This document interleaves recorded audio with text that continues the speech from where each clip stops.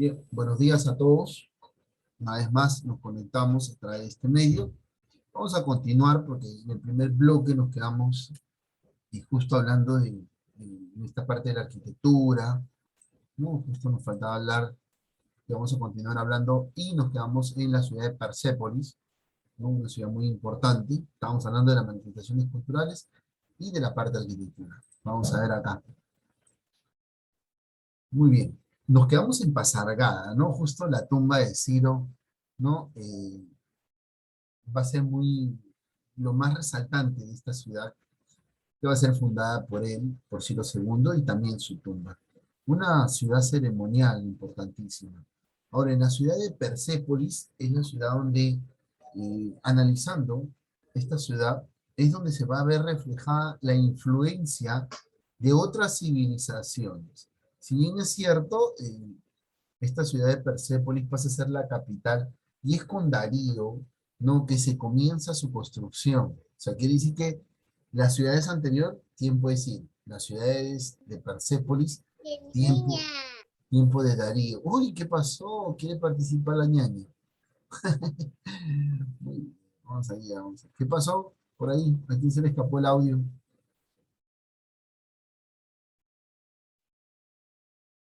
Por ahí estaban acompañados de sus hermanitos, no importa. Hay que sienten un costadito para que no les interrumpa, hay que prestar atención también, para que aprenda un poquito de los persas también. Siempre. Muy bien. Ahora, vamos acá. La ciudad de Persépolis comienza su construcción por el año 512 a.C.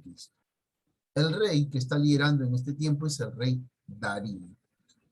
Ahora, este palacio coge ese auge principal, ¿no?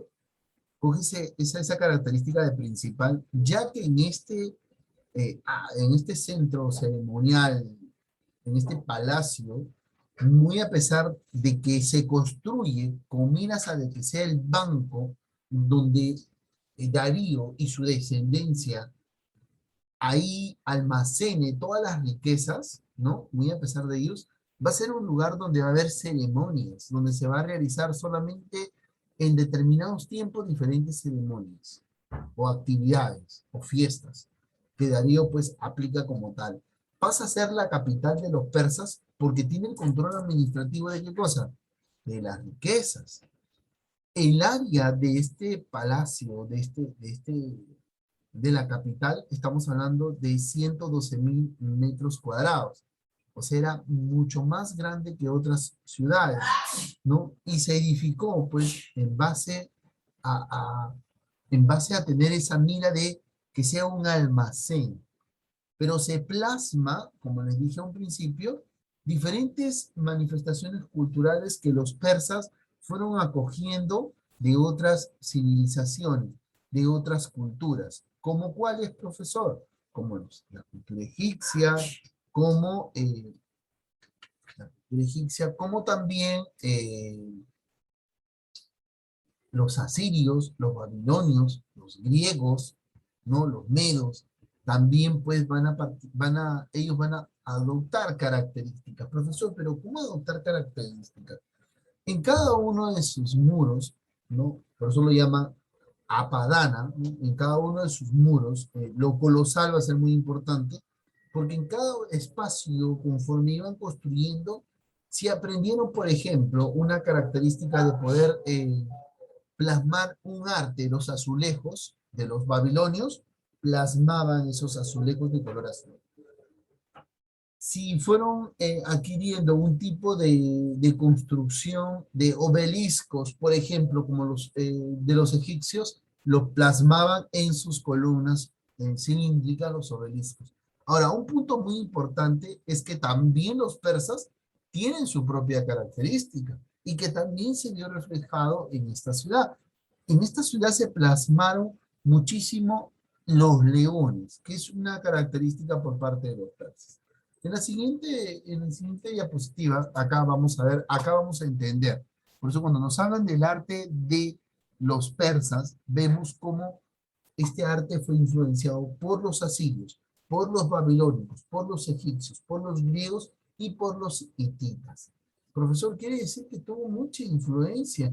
Recuerden ustedes que se expandió con Darío el territorio. y que anexó diferentes culturas.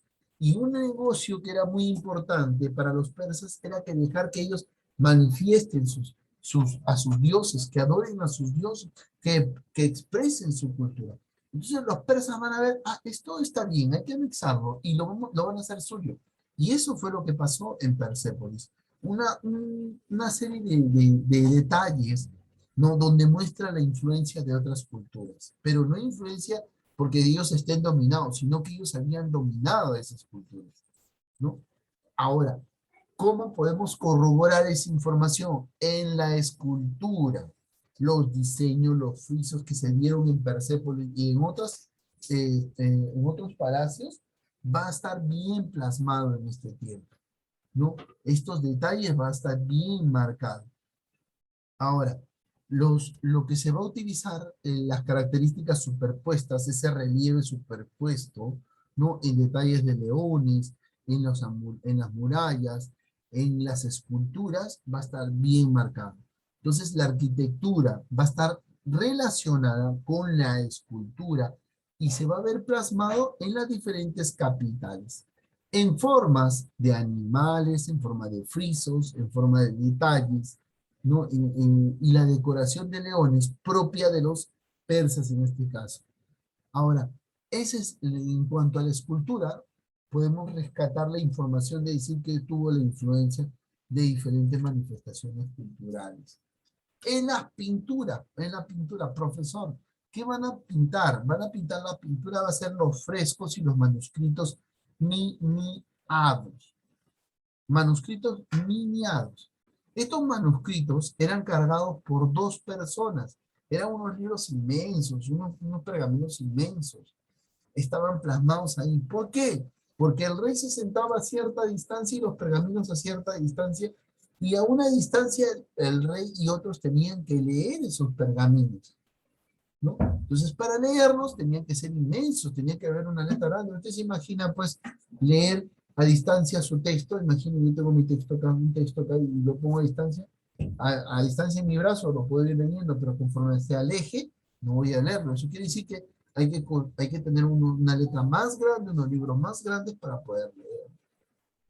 No, en el Perú también existen, por ejemplo, los corales. Los persas no plasmaron el Corán está escrito también en ese tipo de letra, en la letra cúfica, muy parecida a la letra cuneiforme, ojo, ¿no? En la iglesia de San Ignacio, ¿no? En Lima, en el centro de Lima, en la sala coral, hay unos cantos, usted dirá, pues, ¿cómo lo entendemos nosotros? Como cancionero, así decirlo, como un cancionero inmenso, grande, donde las letras de la canción y las notas de las canciones corales están pues inmensas, grandes, y eran puestos a cierta distancia para que también lo vean todos los franciscanos y puedan cantar, puedan pues alabar, como se dice la palabra correcta, alabar en ese momento. Igualito lo hacían los persas, con sus manuscritos miniados, ¿no? Ahora, estos forman parte de la tradición persa, es un arte, una tradición muy importante de los persas. Esto todavía pues se encuentra. Cuando hablamos del Corán y los pergaminos, los rollos árabes, que van a ser considerados estos manuscritos y estas pinturas artísticas, son considerados como preislámicos. Profesor, ¿cómo preislámicos? Más adelante, cuando ustedes estén en segundo, van a estudiar el Imperio Árabe.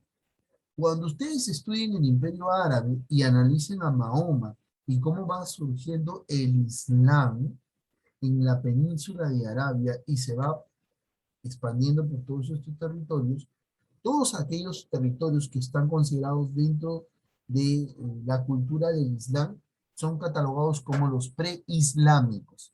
Los persas y las manifestaciones, sus detalles, son considerados como los preislámicos, ¿no? Es por eso que hay rollos y manuscritos como el Al-Bahara, ¿no? Al-Kufa, ¿no? Que son rollos de finales del siglo VII, prácticamente en la media. Ojo, tengan ustedes ahí el dato, ¿no? El próximo año ustedes estudian en la media.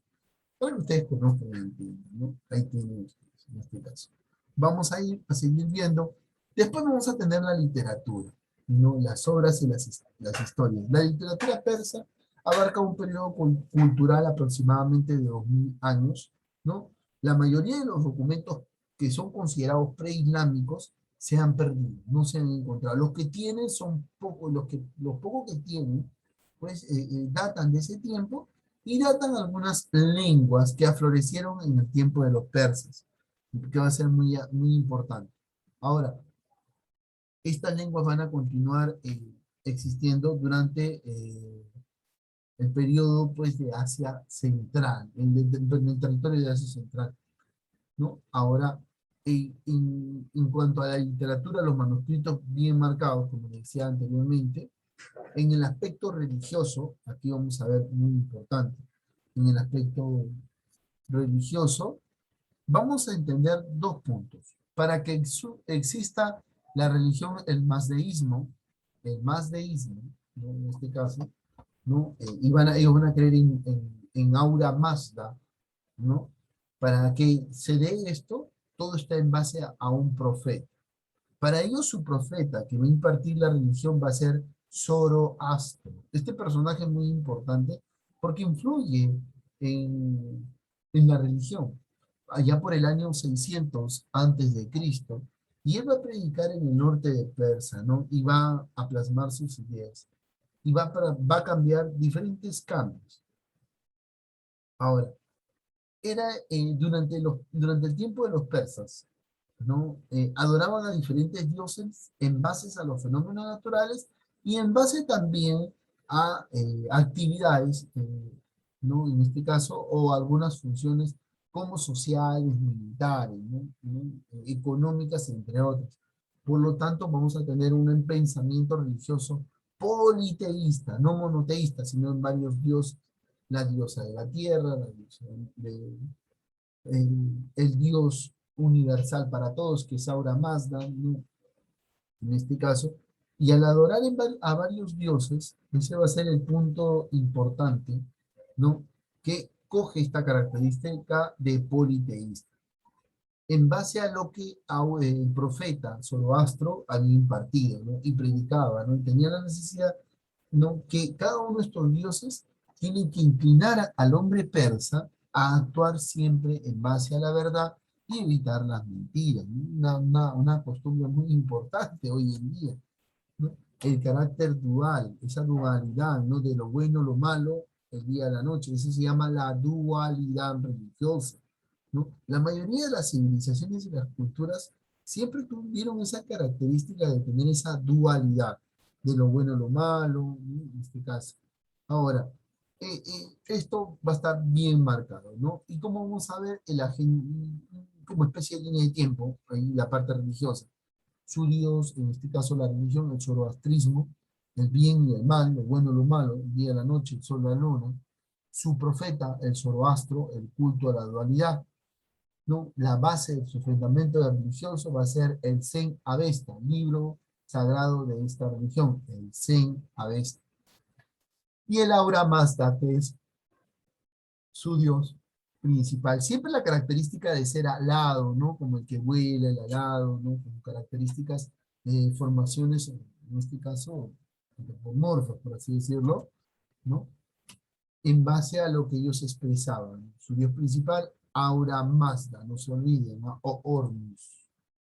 En el aspecto cultural de los persas, vamos a tener que esta civilización, ojo, vamos a ver que esta civilización persa, a ver acá,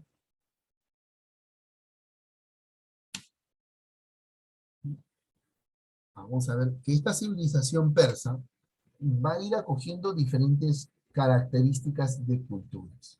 Por lo tanto, nos hemos dado cuenta de que al adoptar diferentes culturas, ¿no? Adoptar costumbres, características de diferentes culturas, va a tener, como se dice, una mezcla, ¿no? De influencia de cada una de ellas, ¿no? Una de sus lenguas que se hablan, ¿no? En este caso de los persas, que es el avéstico, pertenecientes a esa dinastía aquemenea, ¿no?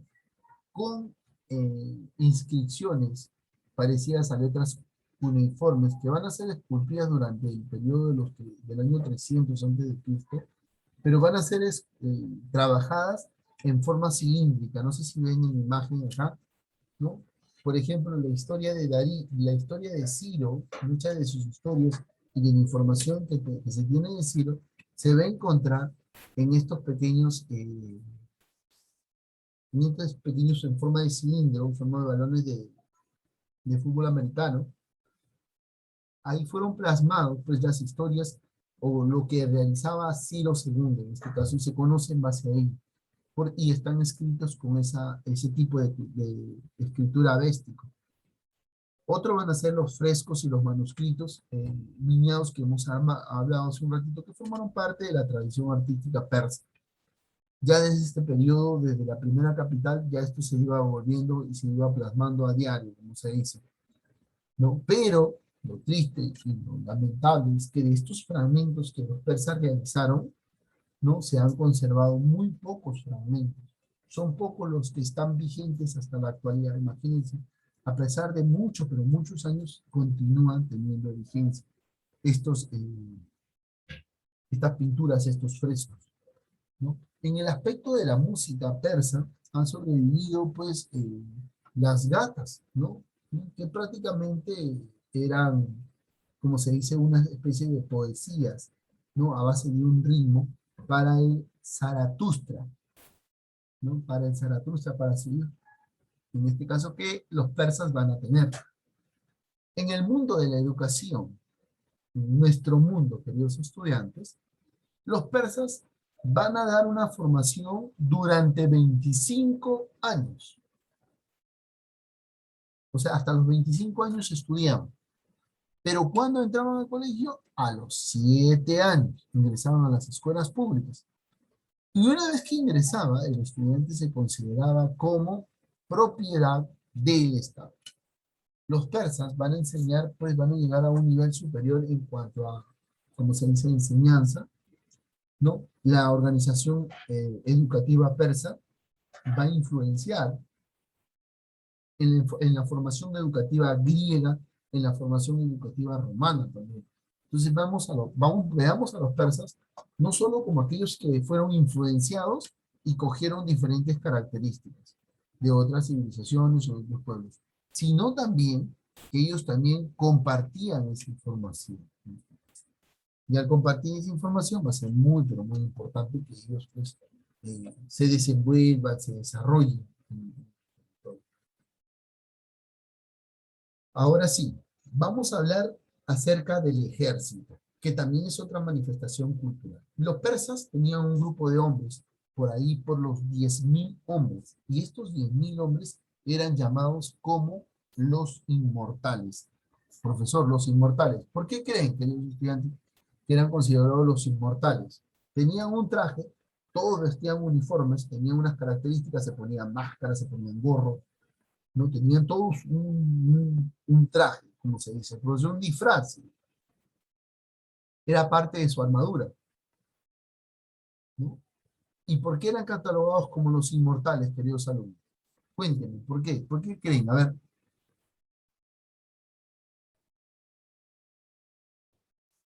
¿Mm? ¿Por qué eran llamados los inmortales?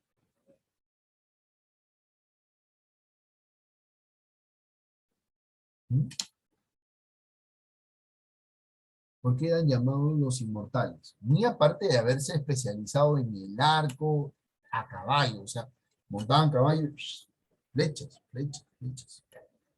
No era una especialidad de los persas en el arte militar, que los conllevó a participar en las guerras médicas, en la invasión de esta península de las Balcanas, ¿no? Y se va a dar toda una situación en el pasaje de las Termópilas, ¿no?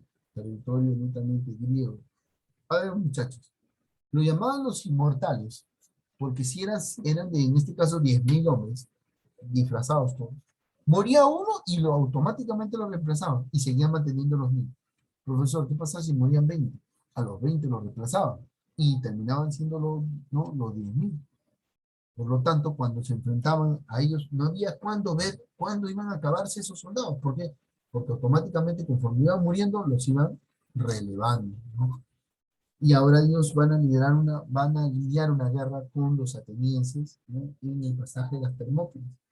Ahí también vamos a ver a los espartanos, ¿no? Algo curioso, los espartanos, que me había olvidado, los espartanos en las películas, en las representaciones, salen solamente con su escudo y su lanza, ¿no? Sin polo, ¿no? Todas las civilizaciones tenían sus armaduras, así que la información pues no está muy clara en cuanto a la película. Ahí vamos a tener el ejército, como les digo, considerados y llamados los inmortales. Los inmortales. Y automáticamente moría uno y era reemplazado por otro. La especialidad de pelear a caballo con flecha, un arte, denotó la superioridad en cuanto a la guerra o a la realización de un enfrentamiento, ya que al provenir de Asia meridional, por así decirlo, también tuvo una influencia de otras civilizaciones en el arte militar, como lo que es las guerras, los enfrentamientos, por parte del territorio asiático. Vamos acá. Muy bien, queridos estudiantes, queridos alumnos, hemos llegado a esta parte muy importante, ojo, dentro del marco que estamos desarrollando nosotros, ¿no? Vamos a tener 10 minutos para una ronda de preguntas, no sin antes compartirles algo, no quiero compartirles algo para reforzar el conocimiento el día de hoy. Vamos a hacer acá una pausa. Continuamos acá, vamos a visualizar un videito rapidito nada más. Los persas, un pueblo montañés. En las altas montañas que se alzan al norte de la Mesopotamia, vivía un pueblo de pastores llamados los persas. Durante siglos, este pueblo estuvo sometido por los vastos imperios que dominaron la Mesopotamia. Primero, vivieron bajo el yugo de los violentos asirios y luego vivieron a merced de los poderosos babilonios. Pero un día, hacia el año 550 antes de nuestra era, un hombre valeroso e inteligente llamado Ciro decidió cabalgar junto a su tropa de jinetes hacia el valle del río Éufrates y plantarse desafiante frente a las puertas de Babilonia, que era la ciudad más importante y codiciada de la época. Desde sus grandes murallas, los babilonios menospreciaron a ese pequeño grupo de guerreros que pretendían tomar por asalto la ciudad. Sin embargo, los persas, liderados por su gran comandante, lo consiguieron a punta de astucia y coraje. Ciro se convirtió en un gran rey, poderoso y respetado. Como sabía lo duro que había sido para su pueblo estar sometido a la dependencia de Babilonia, lo primero que hizo fue liberar a los demás pueblos y respetar sus religiones. Pero a cambio, les exigió que dejara en manos de los persas la administración de sus territorios. Así fue como los judíos pudieron regresar a Jerusalén y reconstruir el templo de Salomón. Los descendientes de Ciro consolidaron el poderío persa. Esta nueva generación de gobernantes fue conocida como la dinastía Aqueménida y gobernaron a Persia durante los casi 300 años que duró su período de esplendor.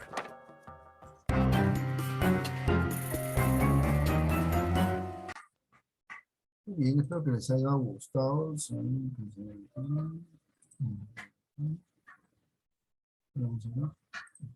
Bien, espero que les haya gustado el videito sobre los persas, ¿no? Y que sea de su agrado más que nada. Vamos a aprovechar estos 8 minutos que tenemos. Primero ronda de preguntas. ¿Preguntas? ¿Alguna duda, algún interrogante, chicos?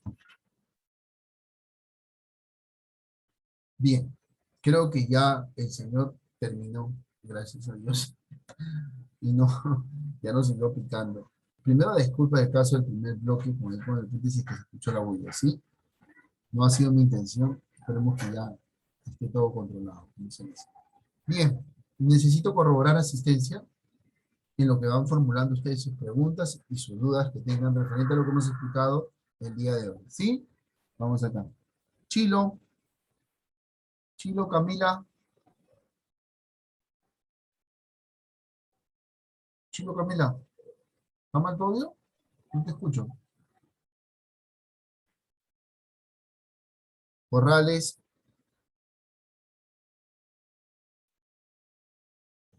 Briseño Salas. Catiri. Corrales no está. Cruzado. Cruzado, Del Valle,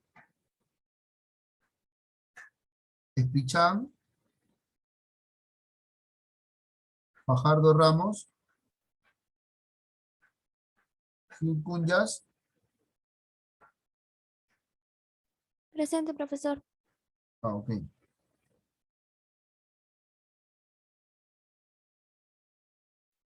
Macedo,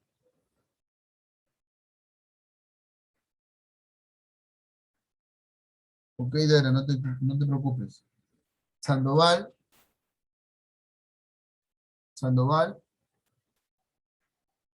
y Vilches Vidal. Vilches Vidal, bien, ese es hoy, 11 de agosto del año 2021. Hemos terminado, pues, con esta civilización persa, que quedó pendiente de la parte de manifestaciones culturales, ¿no? Aportes, netamente. Hemos cerrado ello, hemos pasado un videito de refuerzo para que ustedes tengan, ¿no? Y me gustaría escuchar alguna duda, alguna pregunta que tengan referente a lo explicado. Ah, Sánchez. Sánchez, no, pero te tengo en la lista, Sánchez, como asistió, así que solamente llamaba a los que en el primer bloque no estuvieron, y en este segundo bloque tengo la asistencia ya pasada, ya pasé asistencia, así que no hay ningún inconveniente. Preguntas, interrogantes. Bien, estamos conformes con la nota del examen.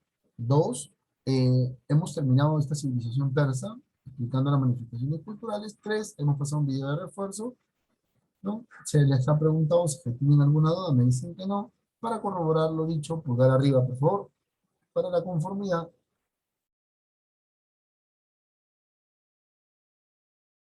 Listo, muy bien. Ahora, yo les voy a preguntar algo. Por ahí alguien me levantó la manito. Les voy a preguntar algo. ¿Cómo se llamó o cómo se llama la ciudad donde están los... Rápido, no sin demorarse. ¿Dónde están enterrados? ¿Cómo se llama? Ya ven, como que si no tienen preguntas, a ver, yo les pregunto y ustedes. Matías Charco me dice profesor Pasargada. Correcto, Pasargada. Ya. Ciudad que mandó a construir como almacén Darío. ¿Cómo se llama? ¿Mm? ¿Qué dicen? Persépolis, me dice Fabricio Alvarado. Persépolis, correcto. Y la primera ciudad y más antigua persa, Samir y Matías Chalco. Muy bien, Susa. Ahora, les pregunto yo, ¿cómo se llamó el profeta que impartió la religión persa, ¿no? ¿No? Para que ellos tengan pues el mazdeísmo y crean en Aura Mazda. No se olvide, está tomando nota, ¿no? Y yo espero que usted esté tomando nota. Estamos preguntando, ¿eh? Pregunta de examen, ¿no? ¿Cómo se llamó?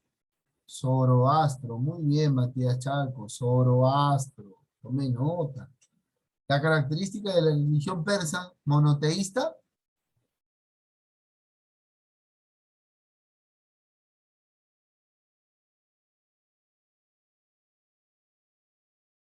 ¿Monoteísta, seguro?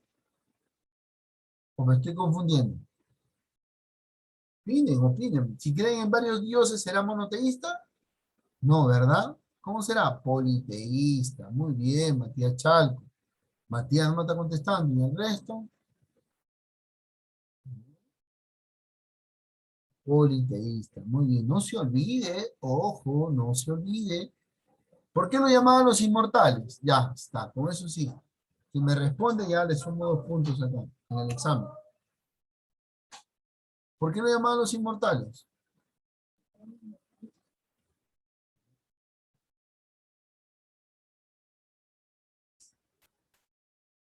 ¿Por qué lo llamaban los inmortales?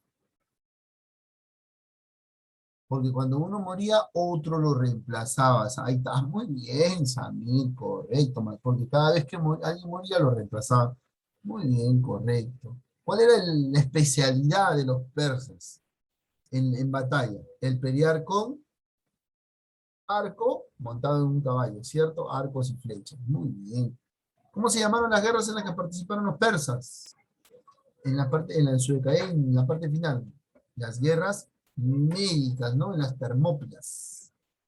Muy bien, queridos estudiantes, les he compartido esa información. Al término de la clase, ¿no? Ya estaremos subiendo la actividad concerniente a lo que hemos aprendido el día de hoy. Y hemos dado también algunas pautas para que puedan resolver. Y estaremos también subiendo los videos de la clase del día de hoy para que tengan cada uno de ustedes. Campeones, un abrazo fuerte, cuídense mucho, bendiciones en casa y a estudiar, ¿ah? Miren, les he preguntado, ¿no hay preguntas? No, me dicen ustedes, pregunto, 2, 3, no me contestan. Ya. La próxima semana tenemos práctica, no vamos a dejar actividad, tenemos práctica en vivo, ¿sí? Estoy avisando para que se preparen. Cuídense mucho, buen bonito día a cada uno de ustedes.